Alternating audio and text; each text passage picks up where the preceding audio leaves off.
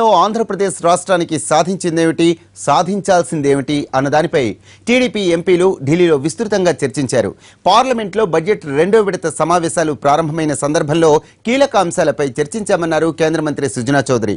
Railway zone సాధన, ప్రత్యేక ప్యాకేజీకి cabinet ఆమోదం, నియోజకవర్గాల పునర్విభజన, వివిధ సంస్థల స్థాపనకు నిధులు సంబంధించి రేపటి నుంచి కేంద్ర మంత్రులను ఎంపీలు కలుస్తామన్నారు.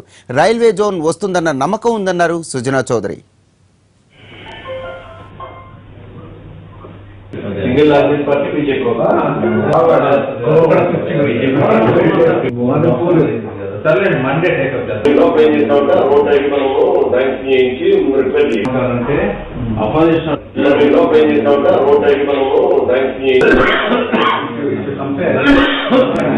ఇష్యూస్ పర్టికులర్గా విశాఖ రైల్వే జోన్ కానీ, తర్వాత ఏదైతే లాస్ట్ టైం మనకి ఫైనాన్స్ మినిస్టర్ నుంచి అప్రూవల్స్ అయిపోయినాయో స్పెషల్ ప్యాకేజీ, దాని నుంచి క్యాబినెట్ అప్రూవల్ లేకుండా కూడా వాళ్ళు నోటిఫికేషన్ ఇవ్వచ్చు అని అన్నారు. బట్ క్యాబినెట్ అప్రూవల్ గురించి ఆల్రెడీ నోట్ తయారై వెళ్ళింది.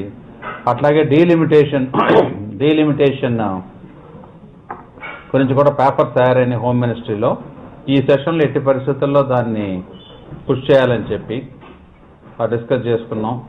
ఇవి కాకుండా ఇంకా కొన్ని కార్యక్రమాలు ఏవైతే ఉన్నాయో, అంటే ఆల్రెడీ ఇన్స్టిట్యూషన్స్ మనకి ఫౌండేషన్స్ చేసి ఇంకా ఫండింగ్ ఫ్లో స్టార్ట్ కాలేదు, స్లో అవుతుంది అనేది ఒక అభిప్రాయం ఉంది.